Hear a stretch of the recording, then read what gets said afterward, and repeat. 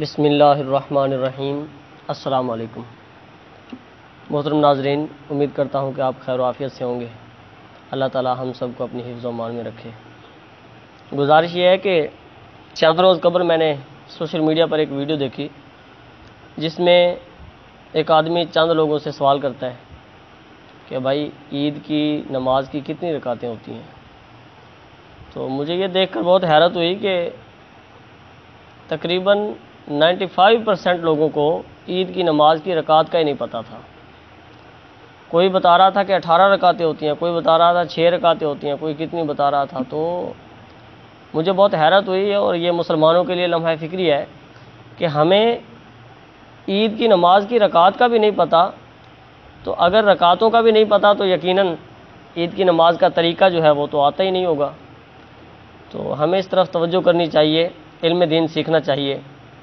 حضور نبی اکرم صلی اللہ علیہ وآلہ وبارک وسلم کے سامنے ایک صحابی رسول بیٹھے تھے، تو اللہ کے حکم سے اللہ کا فرشتہ حضور نبی پاک علیہ الصلوۃ والسلام کے پاس آیا اور حضور نبی پاک علیہ الصلوۃ والسلام کو بتایا کہ یا رسول اللہ صلی اللہ علیہ وسلم، یہ جو آپ کے سامنے صحابی بیٹھے ہیں ان کی عمر باقی ایک ساتھ رہ گئی ہے۔ تو حضور نبی پاک علیہ الصلوۃ والسلام نے اس صحابی کو بتایا کہ تمہاری جو عمر ہے وہ باقی ایک ساتھ رہ گئی ہے۔ تو وہ بہت بے قرار ہو گئے۔ تو بے قراری میں انہوں نے پوچھا کہ یا رسول اللہ صلی اللہ علیہ وآلہ وبارک وسلم کہ میں اب کون سا عمل کروں، میرے لیے کون سا عمل سب سے بہتر ہے۔ تو حضور نبی پاک علیہ الصلوۃ والسلام نے فرمایا کہ علم کی مجلس میں شامل ہو جا، یعنی جہاں پر علم سکھایا جا رہا ہے وہاں پر جا کر علم دین حاصل کر۔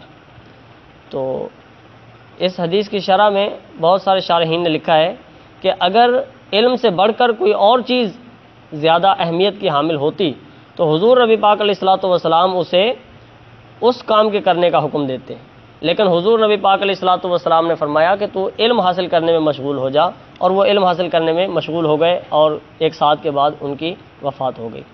تو اس سے علم کو سیکھنے کا، علم حاصل کرنے کی اہمیت کا اندازہ ہوتا ہے۔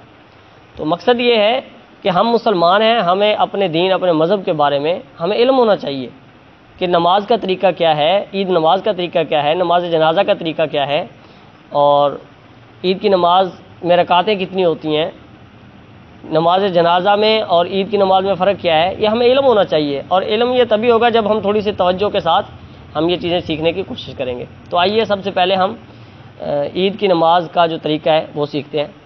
دیکھیں پیارے بھائی، عید کی جو نماز ہے اس کی 2 رکعت ہوتی ہیں۔ جس طرح فجر کی 2 رکعتیں ہیں یا 2 سنتیں پڑھتے ہیں، اسی طرح رکعتیں عید کی بھی 2 ہی ہوتی ہیں، لیکن فرق اس میں یہ ہے کہ عید کی جو 2 رکعت ہیں، چاہے عید الفطر ہو یا عید الاضحیٰ، ان میں نیت کا صرف فرق ہے۔ یعنی عید الاضحیٰ اور عید الفطر کی نماز کا طریقہ ایک ہے، اس میں نیت کا فرق ہے۔ اس میں ہم جو عید الفطر پڑھیں گے یا عید الاضحیٰ پڑھیں گے تو ہم نیت کریں گے، نیت کرتا ہوں نماز کی، نماز پڑھتا ہوں اللہ تبارک و تعالیٰ کے لیے۔ 2 رکعت نماز عید الفطر یا عید الاضحیٰ، آگے آپ نے کہنا ہے واجب 7 6 زائد تکبیروں کے۔ عید الفطر میں بھی اور عید الاضحیٰ میں بھی 6 زائد تکبیریں واجب ہیں۔ تو یہ لازم ہے، یہ کہنا ہے کہ واجب 7 6 زائد تکبیروں کے، بندگی اللہ تبارک و تعالیٰ کی، پیچھے امام کے اور مقتدی سب کہیں گے پیچھے امام کے، پھر اللہ اکبر۔ جب اللہ اکبر کہہ کر پہلے ہاتھ باندھنے ہیں نا، فجر کی نماز میں بھی ایسا ہی ہوتا ہے، اللہ اکبر کہہ کر ہاتھ باندھتے ہیں، اس کے بعد ثنا پڑھتے ہیں۔ لیکن جو عید کی نماز ہے اس میں اللہ اکبر کہہ کر ثنا پڑھنی ہے، ثنا پڑھنے کے بعد 3 تکبیریں کہنی ہیں۔ 3 تکبیریں کس طرح کہیں گے؟ اللہ اکبر کہہ کر ہاتھ چھوڑ دینے ہیں، دوسری مرتبہ اللہ اکبر کہہ کر ہاتھ چھوڑ دینے ہیں، اور تیسری مرتبہ اللہ اکبر کہہ کر ہاتھ باندھ لینے ہیں۔ ٹھیک ہے، سمجھ آ گئی نا؟ پہلی مرتبہ یعنی اللہ اکبر کہہ کر ہاتھ چھوڑ دینے ہیں، دوسری مرتبہ بھی اللہ اکبر کہہ کر ہاتھ چھوڑ دینے ہیں، تیسری مرتبہ اللہ اکبر کہہ کر ہاتھ باندھ لینے ہیں۔ اس کے بعد امام صاحب قرات کریں گے، کوئی سورت ساتھ ملائیں گے، رکوع اور سجود ہوں گے۔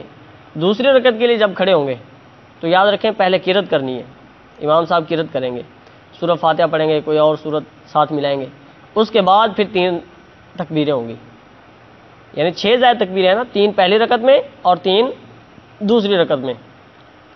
تو دوسری رکعت میں جب قرات ہوگی تو قرت کے بعد پھر 3 تکبیریں کہنی ہیں. 3 تکبیریں کہنے وہی طریقہ ہے, اللہ اکبر کہہ کر ہاتھ چھوڑ دینے ہیں, پھر دوسری تکبیر اللہ اکبر کہہ کر ہاتھ چھوڑ دینے ہیں, پھر تیسری تکبیر میں اللہ اکبر کہہ کر ہاتھ چھوڑ دینے ہیں. 3 تکبیریں مکمل ہو گئیں. اب جب چوتھی تکبیر کہی جاتی ہے نا, یہاں سے لوگوں کو سمجھ نہیں لگتی, مسئلہ سمجھ نہیں آتا. جب چوتھی تکبیر کہی جاتی ہے نا, وہ ہاتھ اٹھانے کے لیے نہیں ہوتی, وہ 6 زائد تکبیروں میں نہیں ہوتی, تکبیریں پوری ہو چکی ہیں. اب جو چوتھی تکبیر ہے وہ رکوع میں جانے کے لیے ہے. اب بعض لوگ یہاں پہ غلطی کرتے ہیں کہ چوتھی تکبیر میں بھی وہ ہاتھ کانوں تک اٹھا لیتے ہیں. تو یاد رکھیں, پہلی رکعت میں 3 تکبیریں اور دوسری رکعت میں 3 تکبیریں, یہ 6 زائد تکبیریں. فرق یہ ہے, پہلی رکعت میں قرت سے پہلے 3 تکبیریں ہوں گی اور دوسری رکعت میں قرت کے بعد 3 تکبیریں ہوں گی. جب 3 تکبیریں کہی جائیں گی, چوتھی تکبیر میں اللہ اکبر کہنا ہے, پھر کانوں پہ ہاتھ نہیں اٹھانا, پھر سیدھا رکوع میں چلے جانا ہے, اور باقی وہی جو عام نماز کا طریقہ ہے, پھر رکوع سجود اور اتحیات پڑھ کے اس طریقے سے یہ نماز مکمل ہو جائے گی عید الفطر یا عید الاضحیٰ. کہ آپ اگر ہمارے چینل پر نئے ہیں تو ہمارے چینل کو سبسکرائب کریں اور ساتھ بیل آئیکن کو بھی دبا دیں تاکہ ہماری آنے والی ہر ویڈیو آپ کو بآسانی سب سے پہلے مل سکے. السلام علیکم ورحمۃ اللہ وبرکاتہ.